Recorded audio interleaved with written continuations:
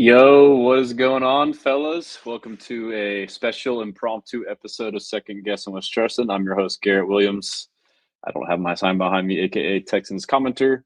Hopefully, you can hear me. If someone's in the chat, just say that you can hear me because I wanted to use my microphone, but the cord didn't work. I'm in a hotel, so it's my AirPods. So, shout out Manesh and Bray Rob on IG in the chat. If you can hear me, just confirm that you can.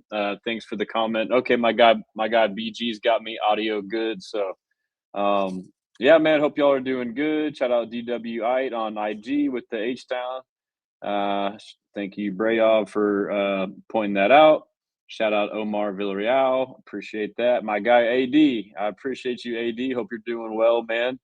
But yeah, so I was fortunate enough to get credentialed to go to the Senior Bowl and find a way to make it out here. And man, dude, like I didn't know what to expect. And bro, it was like a dream today, man. Like it was insane. I don't know if you guys saw on Twitter or Instagram, but had a lot of good. It was a lot of good like interaction slash networking. It was my first time, so I was kind of like overstimulated as far as like being able to analyze things, and I was kind of trying to key in on a couple guys that I had, thought would be good fits potentially for the Texans beforehand. And I'm still trying to catch up, on so like you honestly, I mean, just like with going to the game versus not going to the game, watching on TV or press conferences, just watching it, you can kind of analyze more that way. So I'm still trying to catch up on Twitter, like seeing actual clips. And I need to check too. They're supposed to upload like all 22 of the practice. See if I can't get to that. Maybe share some clips there, but try to take some videos here and there. But kind of locked in on watching and was just talking with people and whatnot. And then you're able to so the way it's structured, like normally they had the practices in the morning, but this year they changed it. So I did listen to a lot of podcasts with the this year they have a new director. Drew Fabianich is the new director of the Senior Bowl. Before it was Jim Nagy. And so I believe he took the general manager job at Oklahoma. And so Drew Fabianich is now the director. He was a longtime scout for the Dallas Cowboys. He was the GM for Auburn and then for West Virginia. And then now he is the director of the Senior Bowl.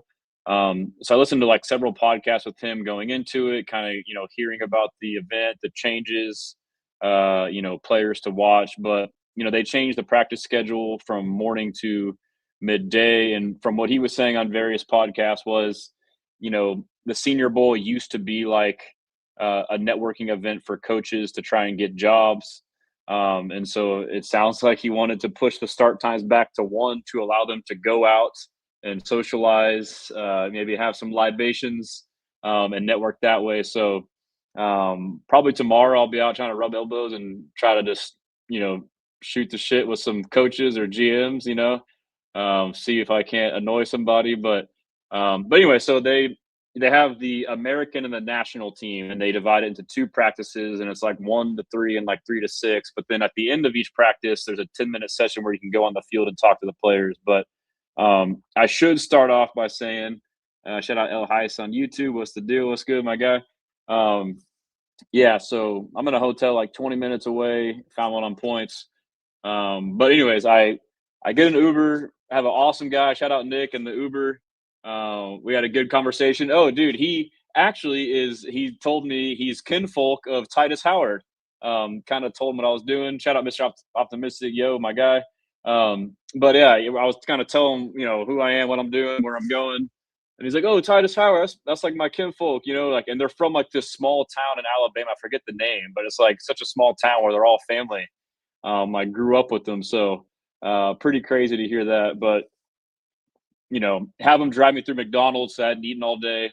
And it just drops me off like right in the front of the stadium. I don't know where to go. Most people drive and park. I don't have a car down here.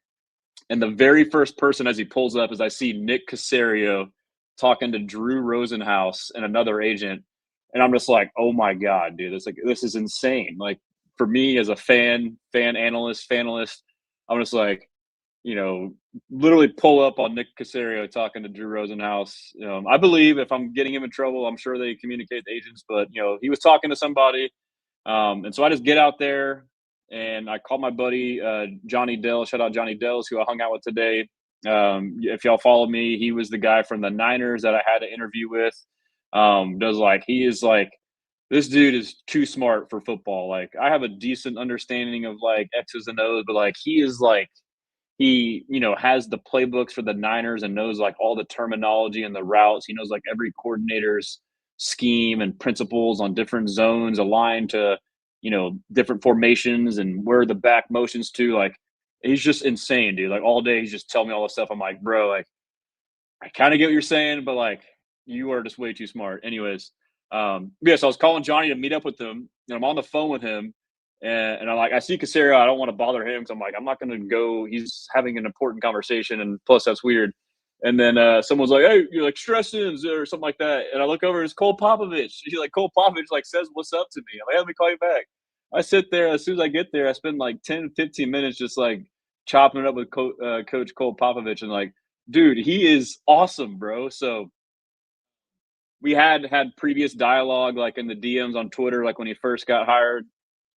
I forget the exact dialogue, but obviously, when changes happened last year, and Chris Strouser was the previous O line coach, and the O line was not that good the year before, and so obviously Strouser was fired, and then they promote his assistant, which is Cole Popovich, and like the understandable immediate reaction by a lot of people was like, you just had the worst O line, and you fire the coach, but then you hire the same guy from within. Like, that doesn't make sense. And I believe myself and others kind of urge like, well, you know, just because you were there with the previous regime doesn't mean that you were also bad. I mean, we all know how corporate structures work and whatnot, as far as if you're an assistant or below somebody and someone's doing something you don't agree with, that you can't just tell them to do it a different way. So like in football, like if Popovich liked the gap scheme, wanted more gap, and Strouser is running wide zone, he can't be like, hey, change it.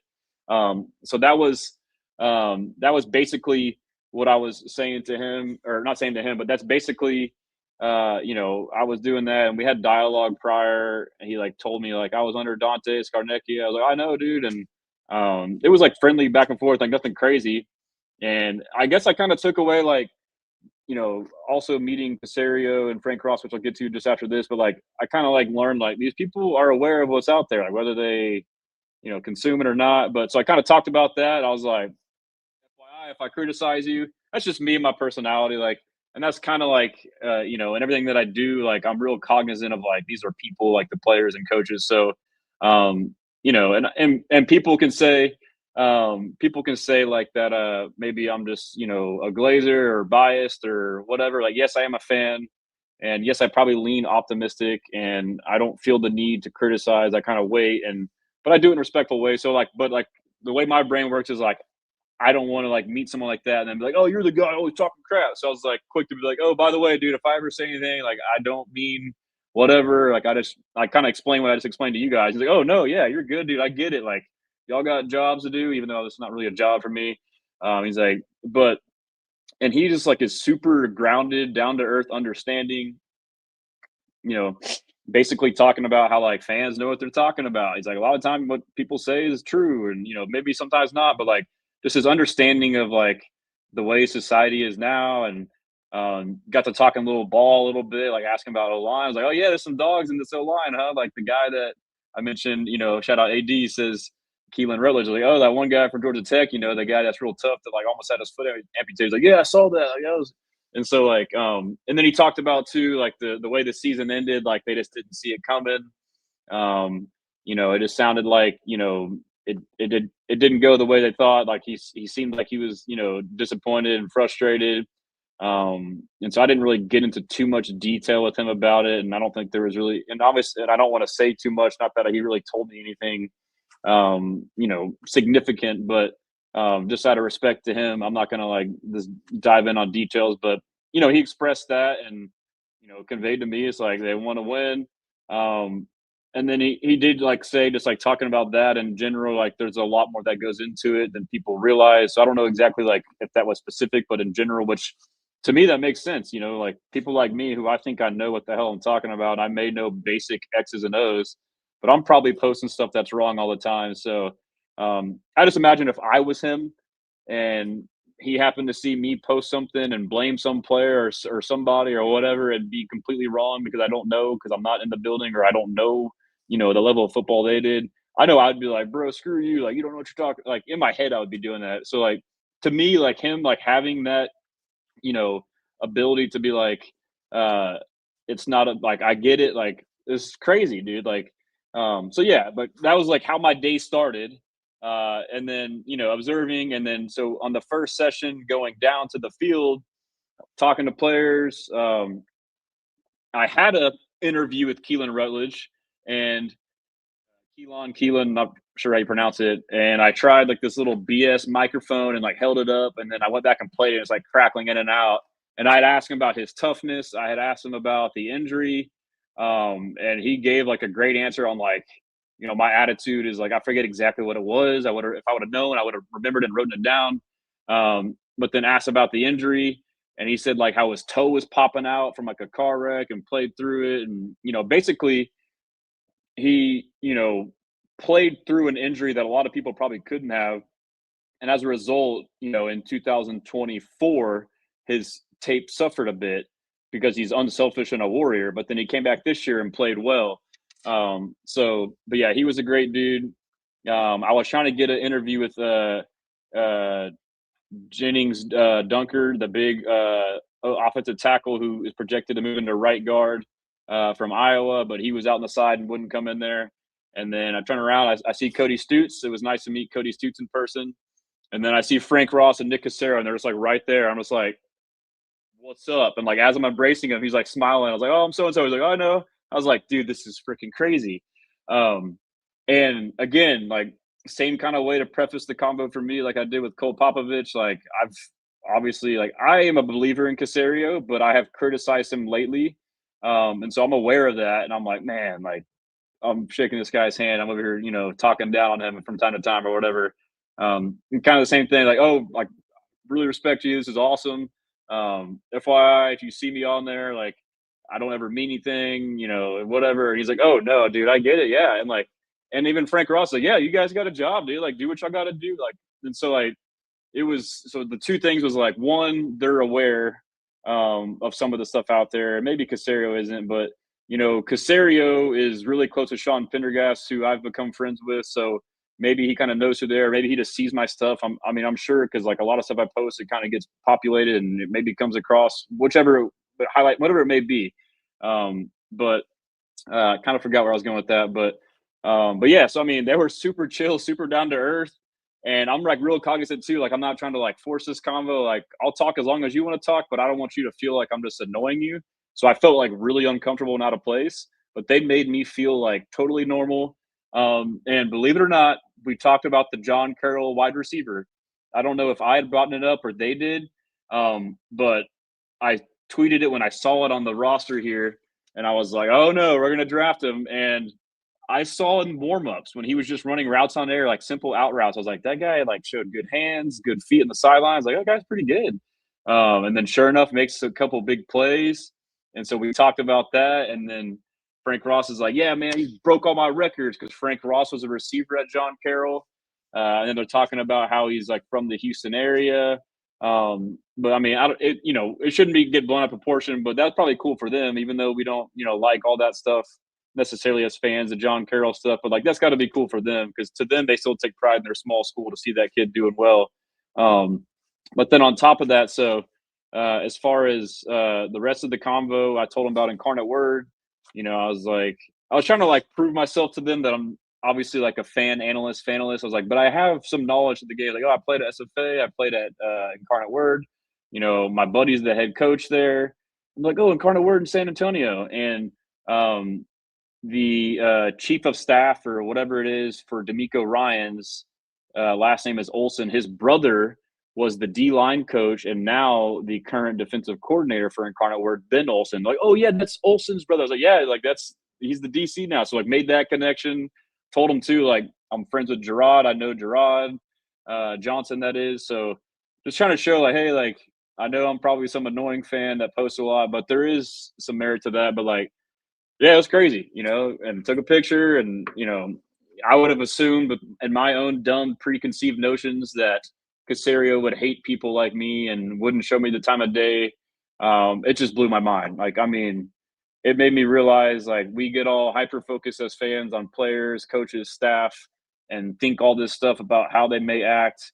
And then like a moment like that happens and you're like, this dude, I mean, he gets it. Like he's worried about this. He understands people do whatever. He don't care. So that was cool. But that's all fluff that y'all don't care to listen to. So shout out Sideline Sarah. I did meet Papa. Yeah, we covered that. Mr. Optimistic, AD. He says, hi, or he says, how in love are you with Keelan Rutledge? Man, he's a stud. So I'll be honest though, like scouting it, again, I was like so overstimulated and I was really keying in on Gunner Jennings Dunker, the tackle from Iowa, and it was like hard to watch multiple. And then if you watch O line, you don't really see receivers. So like I obviously, as most of us do, me having played receiver and just liking action, like I like to watch the receivers normally, but today I'm like zeroed on O line, so it's kind of tough. But as far as Keelan Rutledge, I watched him, but not quite as much as I wanted to. I did see a play in team where he went to the second level and like finished and like went like two or almost past the whistle. I met Jordan Reed today, who I tried to interview last year. We had talked, didn't, connect. So I met him in person, talked to him, like, hey, man, I'd like to do it again.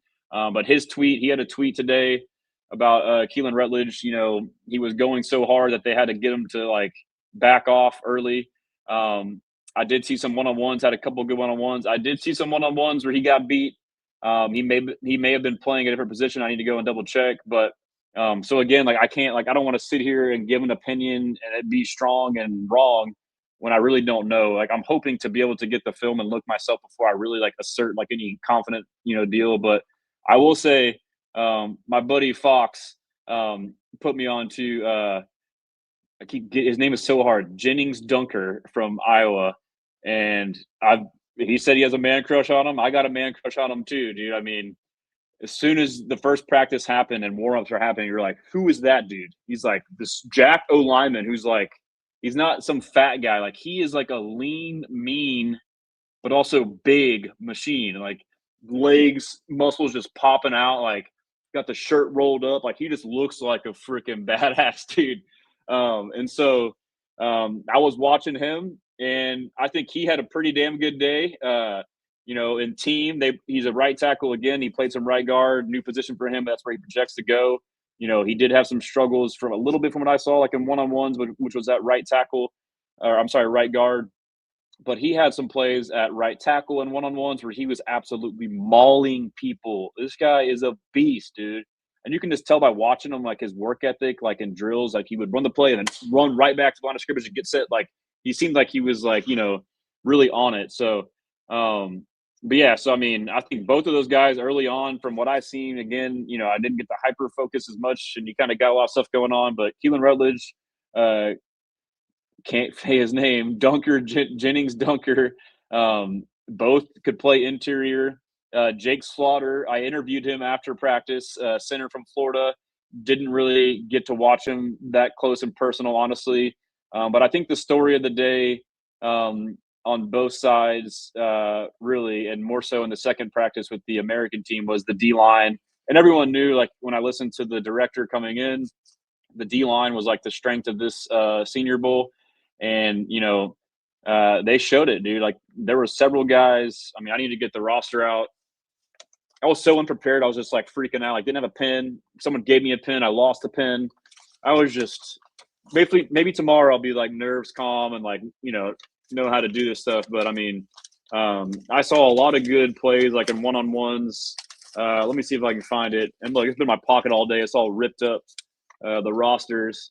But yeah, on the national team, as far as defensive players that did well, let's see here. I wanted to watch Tanner. I don't know how to pronounce his last name. Is it Koziol or Koziol? Someone tell me how to pronounce it. From U of H. I wanted to watch all the tight ends. I did see. I mean, not really. In the second practice, the tight end from Ohio State that I was tweeting about. He is what's his name again? Where's he at? Where's homeboy? And Alabama's got a good tight end, Joshua Cuevas. Talked to a guy that's like an Alabama beat writer about him, but I didn't really get to watch him that much. I wanted to watch. Where's the Ohio State homie? What's his name? Will, and I don't know how to say his last name. Kakmarek. Kakmarek. That dude I've seen on tape is a dog. Wanted to interview him, but I just missed him as well. So going to try and look at a couple of these guys closer. Obviously I'm trying to look at positions we need, obviously O-line, interior O-line, or even tackle, depending on what they, if they want to kick Titus in, if they draft the right tackle. Yeah, so I'll try and lock in more. But as far as like the D-line, that I saw some D-line guys. From Illinois. Illinois had a lot of guys there. Gabe Jacas. I saw him make some plays in one-on-one. I even saw Grayson Halton, interior D-line from Oklahoma, made some plays. Who else we got here that I saw? Let's see. The tackle from Miami, Marco Bell, got worked. He got worked by the D lineman from Michigan, but he got worked multiple times. The A&M lineman Zune, he was getting worked, but I think he was hurt because he was like limping the whole time. I believe it's Zune or something like that. Trey Zune, he was not having a good day from what I saw. Just going down the list here from like what I can see off the top of my head. Who else we got? Caleb Banks. That guy is a dog, and I interviewed him, and he's cool as shit. He is like a great personality, like a fun, interview. Massive human being. He's like 6'6", 3 something. He had a pretty good day from what I saw. Again, didn't get to see a lot for him in particular.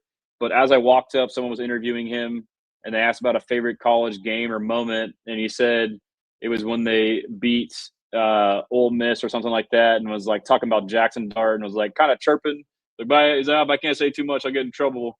And then when I talked to him, yeah, man, I was like asking him, his mindset, and he basically said, I can play it on here in a minute, but he was like, like my mindset is like, I'm trying to feed my family. He's like, and if you're in front of me, you're trying to stop me from feeding my family. I was like, oh shit, okay, like this guy's for real. And then, I always hear about D'Amico talking about when they draft guys, they want to know what their why is.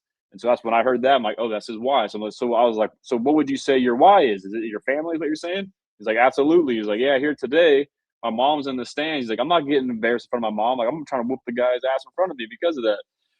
So that was like, he also seemed like, I have a minute in this interview to kind of like diagnose personality to see like, will this translate to swarm? He seems swarm to me, but he's projected, I believe, like mid to late first round. So I don't know. Obviously, we got other needs if he's a guy. But nonetheless, it's still cool to talk to those guys. I talked to Jacoby Lane. Obviously, we don't really have a need at receiver. He seems to be like a X or a Z receiver. But, he was there, obviously a big name. Asked him about Kalen Bullock and Jalen Smith, former teammates from USC. He gave Kalen Bullock a shout out for the Pro Bowl. Another guy who balled out on the interior defensive line is Cameron Ball from Arkansas.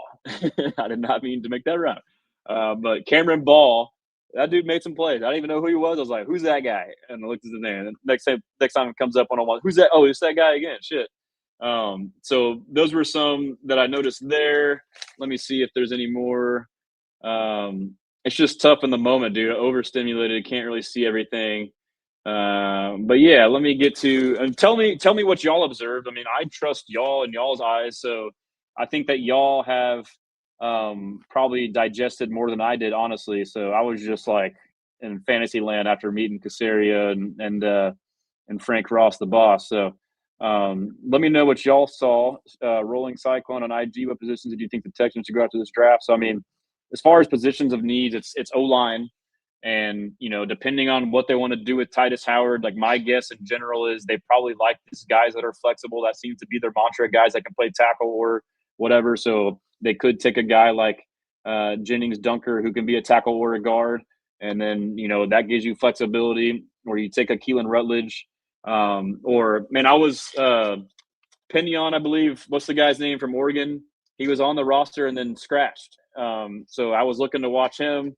He's a guy I could see us taking, but definitely I would say O-line, interior O-line is priority number one.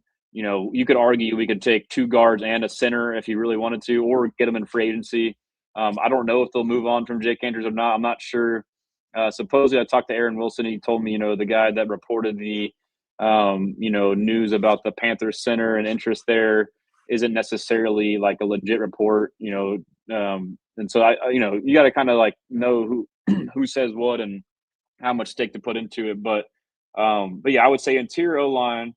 I would say that not going through any order, but running back, and it all depends on free agency too. So running back, you may address that in free agency with Brees Hall.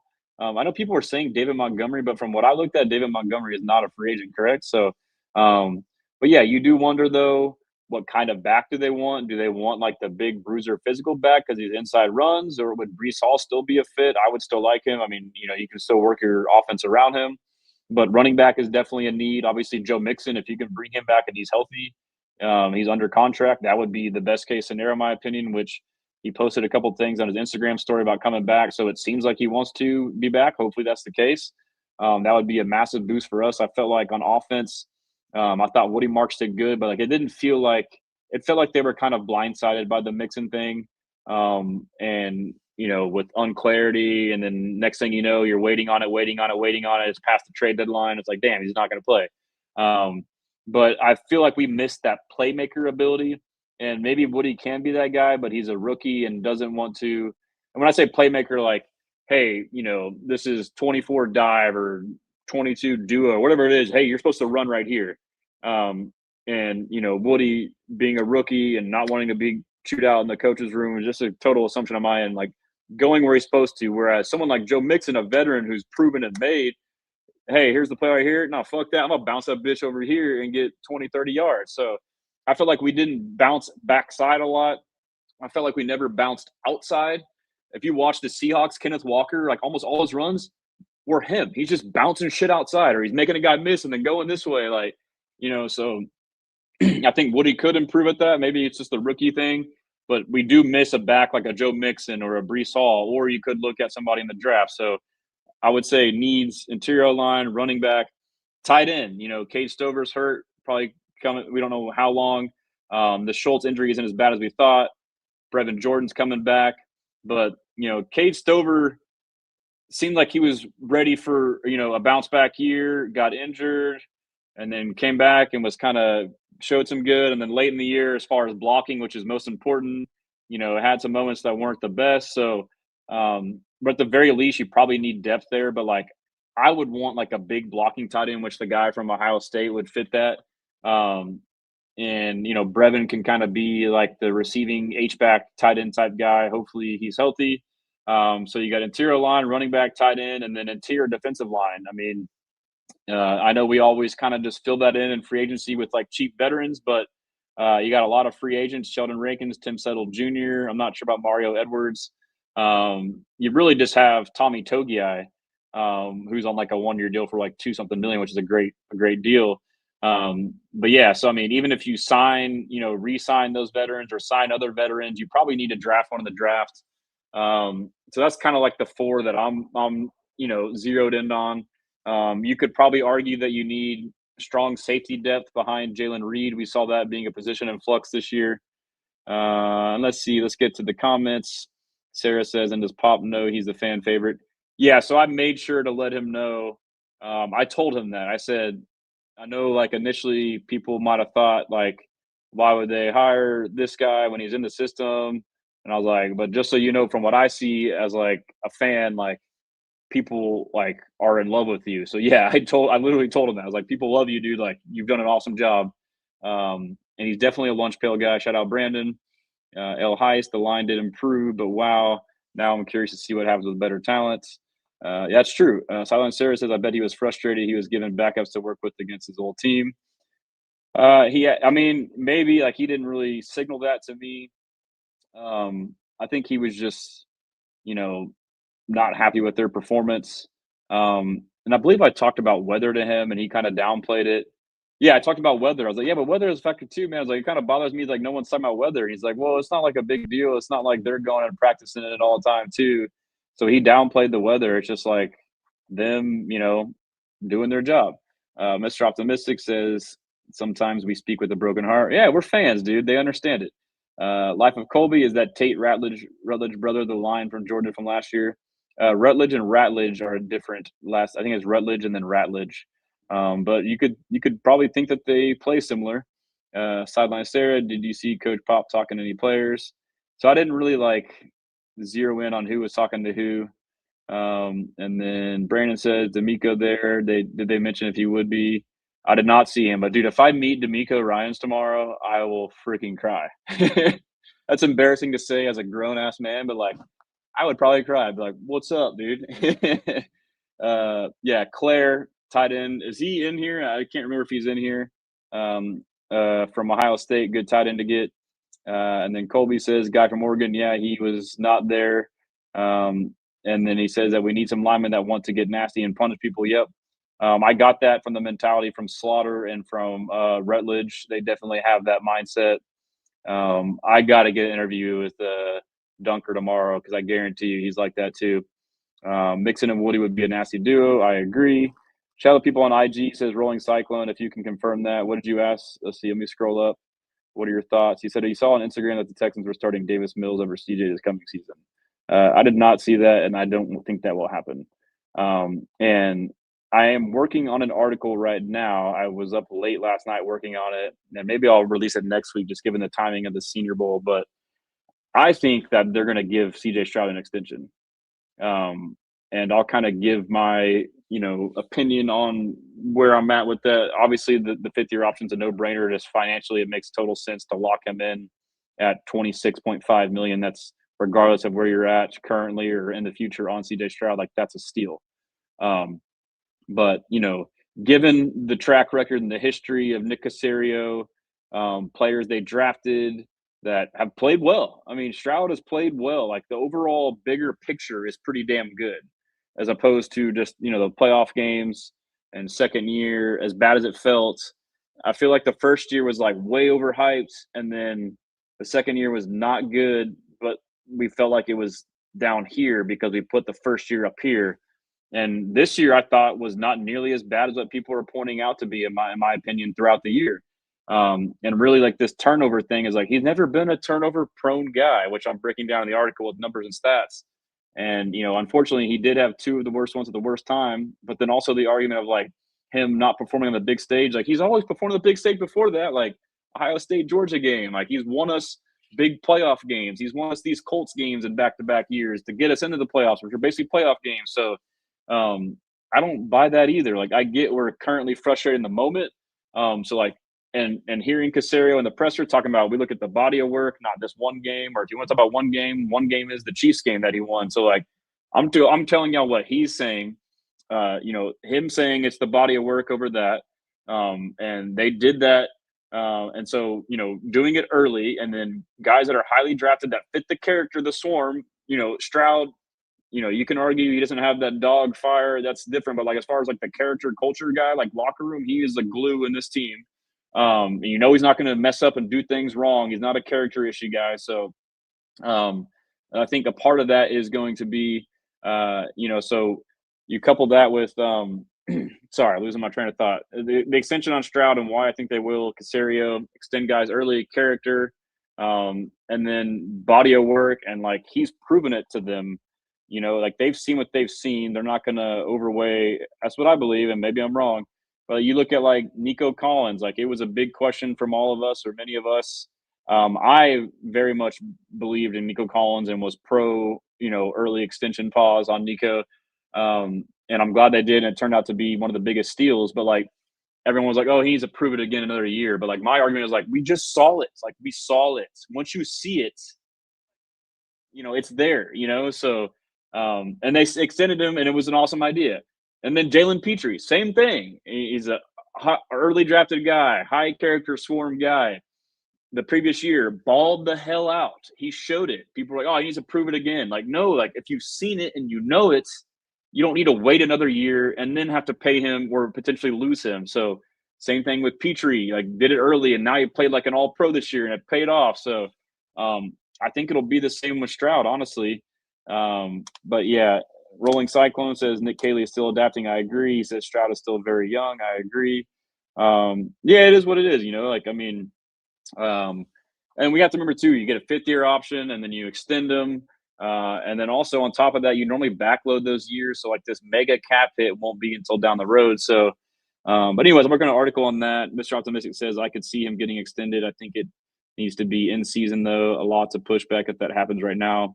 Yeah. And so then, um, pushback from who? Like they don't give a crap. They don't care what we think. Like that was made relevant to me today, or evident to me today.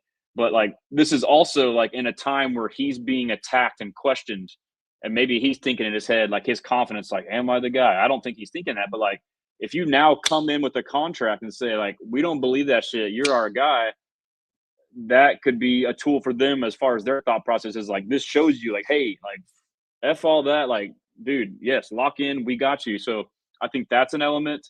Um, and then there's the element too, like if you wait, when we don't wait because we want to get ahead of time and get it early and overpay, but then over time value of money and the cap going up, it becomes cheaper. But also the longer it goes on, the more of the BS fighting, the negotiation stuff is terrible, dude. Like you going to them and be like, hey, well, like Stroud sucks. He threw 5 picks and blah blah blah blah blah, and like you're just tearing him down. The agent's like, well, like screw you. Like, do you like him or not? And now it's like this back and forth. And so obviously there has to be a negotiation, but like the longer you do this, the more mudslinging, the more the players like, what the fuck, bro? Like, y'all don't believe in me? Like, I did what I like, like you said this coach, like, why is he doing that? Like, even though it's through your agents, like that's a part of it too. So, and I do feel like Caserio is non-confrontational in that stuff, and he would rather, if he is convinced enough, do it. So I think that's an element as well. Space Age 713, Caserio sabotaging this organization. Only time will tell. Stay tuned. I will never get that hyped again until we're AFC Championship game. Hey, I'm his friend now. I'm going to tell him you said that. I'm just kidding. Yeah, I mean, he's got some fair criticisms out there. So, but yeah, so did y'all see any names today that y'all liked? Are there any names that I haven't covered that you would like me to cover tomorrow, as far as interviews or just footage? I did, Johnny Dell's my guy. Um, Smart guy was just telling me all kind of stuff the whole time, so it's kind of hard. And it was like new, so it was like I wasn't really locked in on my phone, uh, like I normally am. So, but let's see here though. Let's go to. Um, so let me. Sorry on Instagram. Instagram, I may not get to your comments for a minute while I share stuff. I'm not at home, so I don't have two screens. So when I share this other screen here, I may not be able to see, but if you want your comments to be heard or seen, and I should put them on the stage. Obviously, shout out to you guys all the time. Love you guys. This is awesome. You're always reminded that it's a long, stressful season, and then boom, it's free agency, it's Senior Bowl, it's draft. It's like it's almost more intense now than during the season in a sense. So, um, so we got upside down smiley face on X says, wouldn't making a big investment in the offensive line show CJ the Texans are serious more than a contract? That is a fair and valid point, but he also, I think people care about money the most, honestly, and anyone who denies that is lying. But yes, they should do both. That's my take. Mr. Optimistic Houston, RB, tight end, DT, obviously the O line as well. Yes, I need to kind of look at RBs more, tight ends for sure. Yeah, and DT. I just like need to take an Adderall or something and just survey it all. So it's hard to. I don't do drugs. I'm kidding. I won't take an Adderall. Maybe I'll drink a bunch of coffee and lock in. But yeah, it's hard to like. I bet those coaches for them, they're kind of just like whatever, and they probably go back and just grind the tape because you can't really. I think you can get like a feel for like that's a dude, like because you do hear like the pop and the sound and like the shit talking and that kind of stuff. Like you can be like, okay, that guy's a dog. Like you can kind of see that stuff, like the physical, like dunker, like oh my god, he's massive.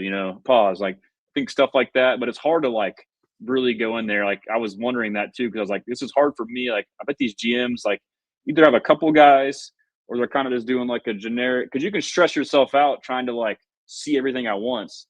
I wouldn't bet like as soon as it's over, boom, he's going right to watching the film, and they got time to do that. So Brandon says check out the safeties and halfbacks tomorrow. Yeah, I should check out the safeties.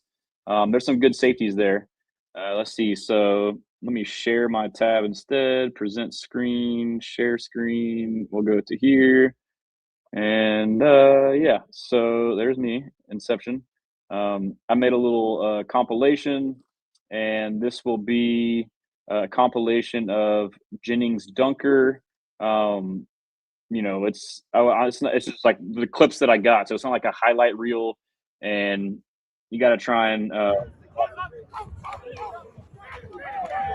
he's going to be lined up at right tackle or right guard on all of these. So this one here will be he's right there, and it looks like it's a potentially no, it's not a wide zone, but he goes level. He's number 68 right there, so pretty good rep there. And now he's the right tackle on this side here. Kind of running the guy out, so gets his job done, runs him around. I mean, it's not a perfect rep, but it's a win. I mean, I'm not an O-line expert. If my analysis is wrong, call me out. But this isn't an elite play, but it's not a terrible play, right? I mean, it gets the job done. So let's just see if there's anything else on this play too that we can see. It looks like number 20 was free and he slipped. Let's see here. And I thought that's not that we care. Maybe some of y'all do for quarterbacks, but I've been saying it, dude, from just watching football. I watched Luke Altmaier, dude. Like, this dude can spin it, and he can read a defense. He is cerebral. I think I've been saying it for years. Every time I see him play, I'm like, this guy is a freaking baller. He is underrated.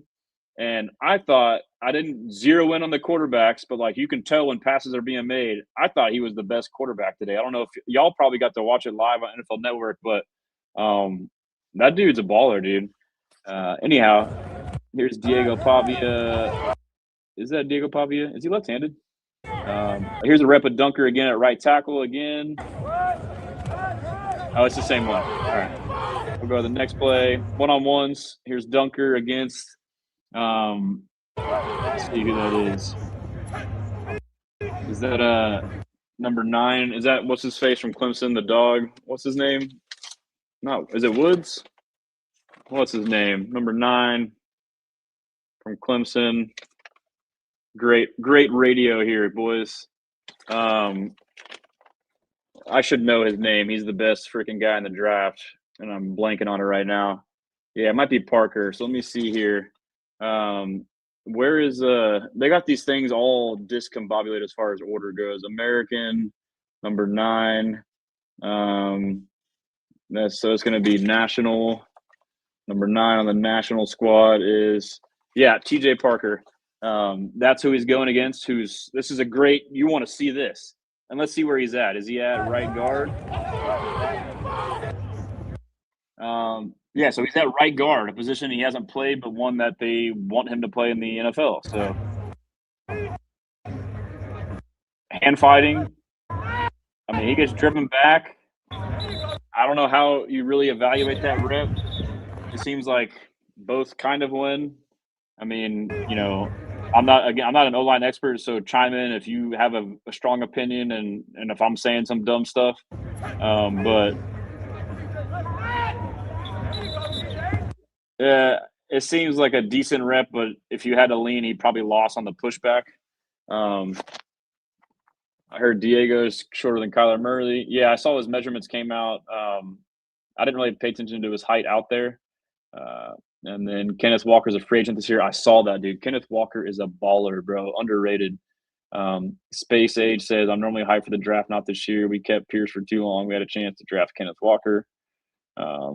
That's all good, bro. We'll be all right, bro. We got plenty of picks. All right, next rep. This is now Dunker at right tackle, and he is going against number 11 on the American team. Why don't I just leave the page where it's at? On the national team, sorry. Number 11, is that from Western Michigan? Nadame Tucker.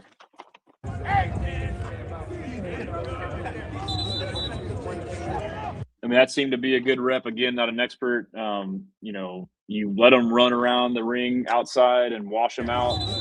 And evidently, it's not a hold. There's refs there. He's got his arm up there, but I don't know, kind of gets his hand off. So I think that's a win, solid rep. So he had some where he mauled and did good. He had some where he kind of got overzealous a little bit, but it's one day, it's practice. This is a weird environment. So I think over the course of time, is where you want to do it. Day 2, day 3.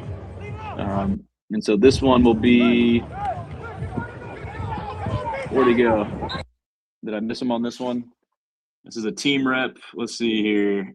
I think this may not even be him on here, is it? I think he's right there. He's at right tackle. It's pretty good. Looks like, is that a backer or is that an edge? Let's see. I think that's an edge with the wide split. Yep. And he's got a chip help, lets it develop, gets back square. Pretty good. And finishes. Pretty good. Here he is at right guard. This is against number 28, which would be Zane Durant, interior defensive lineman from Penn State. So let's check it out here. Is this even good for y'all? Is this fun or is this terrible? Tell me if it's either. I mean, not bad. He's getting driven back a little bit on these, but he's somewhat holding his ground at guard. I don't know. Maybe I'm wrong. Is pass pro? Somebody said love that. I don't know who it was, but yeah, he should look better at tackle. So, bro, looking so Colby thinks that he didn't do great. We'll see. I mean, but going through, let's see. Yeah, so I didn't watch personally myself. I saw some of these highlights, and I heard from other people, multiple credible scouts or people you follow. But Lee Hunter, the interior defensive lineman from Tech, had a day. Hunter, interior defensive on him.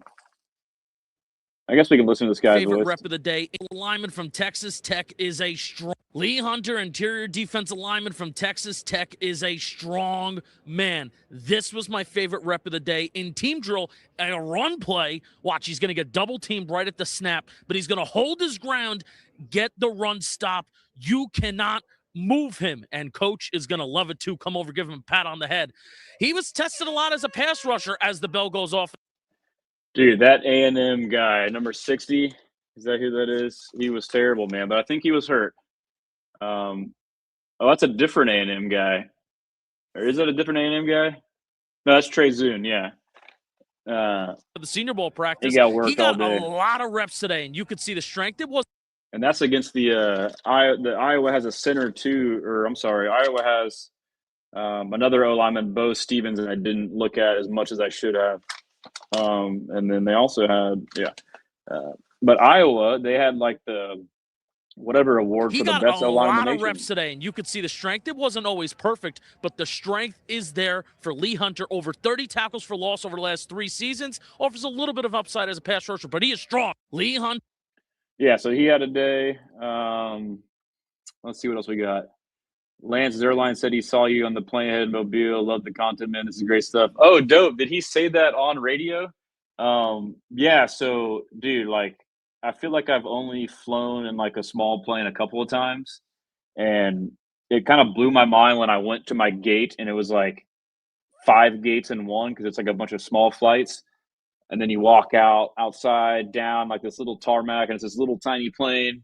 And I see him, and we fist bump, and I'm just I guess I get anxious traveling and not all there.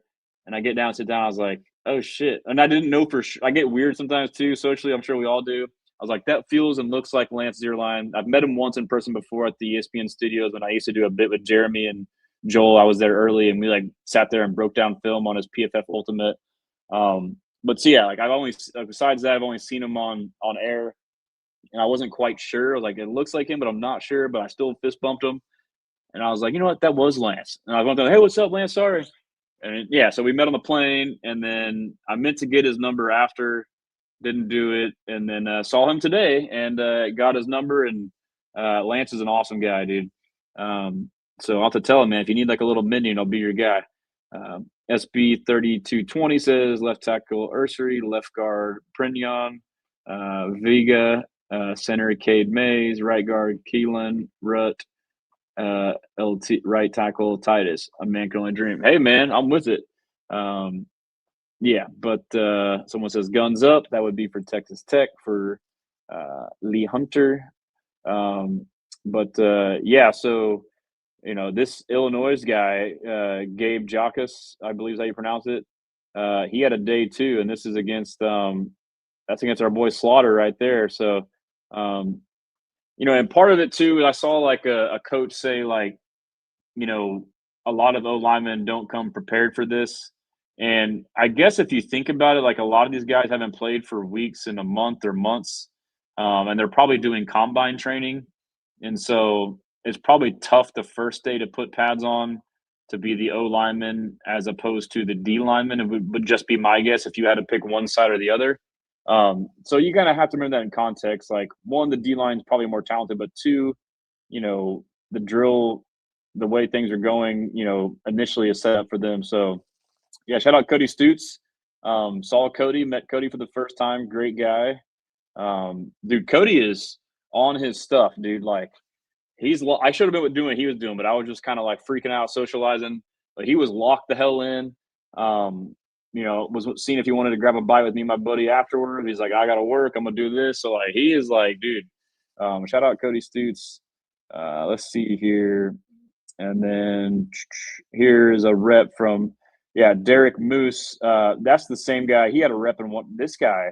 Let me look him up. Yeah, Derek Moose, he's an edge. I mean, that guy had this play, obviously. Looks like on a tight end from, I believe, Syracuse. But he had a play in one-on-ones as well. So, this is a crazy play I saw here just now. Little crossover, broke that dude's ankles. Here's TJ Parker. Ooh, that's that Danico Autry shit. The long arm to the neck. That's Danico Autry's move right here, bro. Ugh. He's got really good hands. That's what he does with his hands here. Yeah, there's a long arm. Oh, that's crazy, dude. I interviewed Caleb Banks. This dude is awesome. Check it out. All right, here with Caleb Banks. Caleb, first I've got to ask you, what's your mindset mentality when you go out there and play defensive line? To dominate, to beat anybody that's in front of me. My main mentality is like, you know what I mean? Like, I got to feed my family, so the person in front of me, you stopping me from doing that. So I gotta whoop you. Yeah. So it's safe to say that would be your why when you're out here, like today, doing this, cold, going Absolutely. against the best of the best. That's when in the back of your mind right there is your family. Just going out there to feed my family. My mom was out here watching. I couldn't get embarrassed in front of my mom, so I had to go out there and dominate. That's awesome. And then I guess the last question, what would it mean? Obviously you'll go wherever you go, but what would it be like to play for D'Amico Ryans in that defensive line? Oh no, it'd be great. Honestly, I'm blessed to go wherever I can, but it'd be amazing to play there. So awesome. Well, hopefully have some. I appreciate it. Absolutely. All right, here with Caleb. The dude was awesome, dude. Like the interview before, listening to him, he was saying some funny stuff. Here's the boy Jake Slaughter, dude. Slaughterhouse. Let's see what he's got to say. He's all business, dude. I'm here with Jake Slaughter, center for Florida. Jake, how you doing today, man? I'm doing well. It's fun to play ball again. Awesome. Just a couple quick questions. What would you say your mindset is to play O-line? What do you take out in the field with you? I love just being with the guys, going to work with them. It's something special about just going, getting mixed up with your boys. Awesome. And then for the next level of team you go to, do you prefer zone or gap scheme, or you can kind of mesh with whatever? Or? I just want to go play ball. I'm not ready to be done. That's awesome. And how do you feel you did today? I thought I had a pretty good day. There's always a few you want back, something to clean up. Okay. Awesome, man. Appreciate it. Appreciate you. I said awesome like 10 times. So I've done interviews on here, and it's like a conversation, like long form, open ended. I haven't done like short, quick hitters like this. Totally unprepared. Yeah, that was definitely a pause on that. He definitely had some playing with the boys, is what he said, I believe. Pause, Jake. But give me some critiques or feedback on like how I should ask questions if what I'm doing is fine, or if I just went up there and I had no idea what to say to anybody. I'm like, oh, and like it's hard to recognize who's who, and you got this freaking paper and it's freezing. I'm trying to like, oh, is that so and so? Yeah, he's the guy. So I didn't prepare as good as I should have. Hopefully tomorrow I'll be prepared. And then tomorrow morning they have like a media day where it's like, like combine where you can like go up to like a podium. So that'll be more conducive to that, and I'll get a bunch of content for that. I'll see if I can go live on that. I mean, they said you couldn't go live at the stadium, but I mean, I don't know. We'll see what happens. But interviewed Jacoby Lane. Let's see here, Jacoby. All right, here with Jacoby. Got to ask him, man, what's your best skill set about your game as a wide receiver? Yeah, I think my ability to separate at my size, my ability to move, also my natural hands, just always reverting back to catching with my hands rather than my body. And just the ability to move at my size once again, down in the red zone, down in the middle of the field, just not having to depend on my size to box people out, but also being able to move guys off their line and stem. What would you say your favorite route is? Probably the dig route, and it's getting deeper now that you're in the next level. So it just makes it more easier to press vertical, get guys to turn their hips. Last one I got for you. Any message for your former teammates Jalen Smith and Kalen Bullock? Those are my guys. Congrats to Caleb for making the Pro Bowl. Super proud of you. Awesome. Appreciate it. All right, and let's see. They did a dude. This was sick. They did like basically not a bull in the ring, but they did Jay Wright, right out here with one rep. one-on-one during the practice.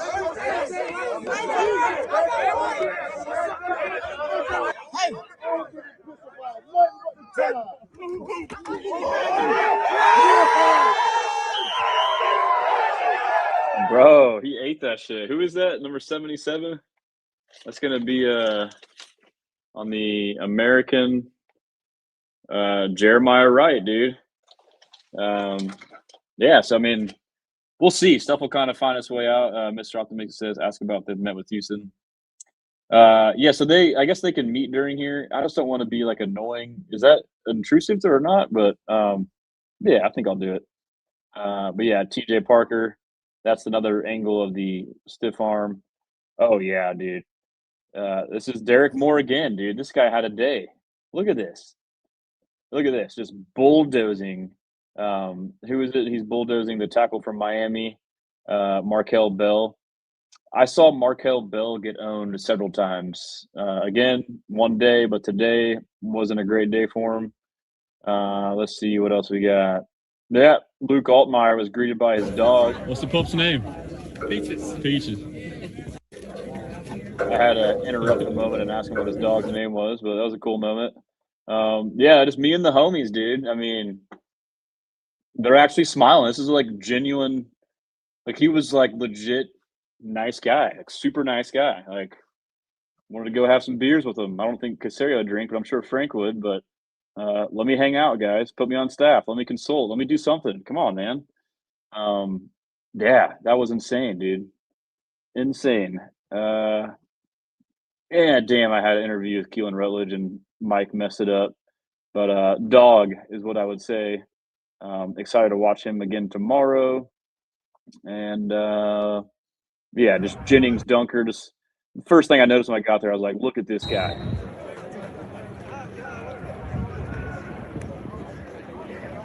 I don't even really tell on here, but vascular pause is what I would say. But yeah, I think that's pretty much most of it. And then let's see what my guy Brandon says. Never hurts to think of something funny that could go viral. Can take a couple tries. Don't have to publish every take. That's a good point. He ruined Trent Brown 2.0. Yeah, I mean, I'm pretty good at being witty. So, it's tough because you only have 10 minutes total. And then, I thought about doing something fun. And I don't know, I have the blessing or stressing. I wonder if I should do like a rapid fire blessing or stressing and tell them like, hey, it's a little hate it. It's blessing or stressing, and just say a bunch of random stuff. But if y'all got any ideas, DM me, let me know. But yeah, so I'll be more prepared for tomorrow. I'll go live tomorrow tonight, unless I'm out at the bar, drinking with the coaches, rubbing elbows with the brass. There is a mixer, which I will go to. So hopefully I'm out there, making moves, but yeah, I appreciate you guys. I will upload this on Spotify and Apple Podcasts. But yeah, in the meantime, any questions you want me to ask, players, whatever it may be, let me know what you got. And yeah, Mr. Optimistic is right. He says we just got to identify the swarmiest players. So that's why the questions that I did ask on the fly was, what's your attitude? And I felt like most of the guys I interviewed gave pretty swarmy answers. So maybe I can find some more answers to support that. But that's 1,000% right. Like when this draft comes, no matter how free agency shakes out, they will not draft a guy if they aren't swarmy.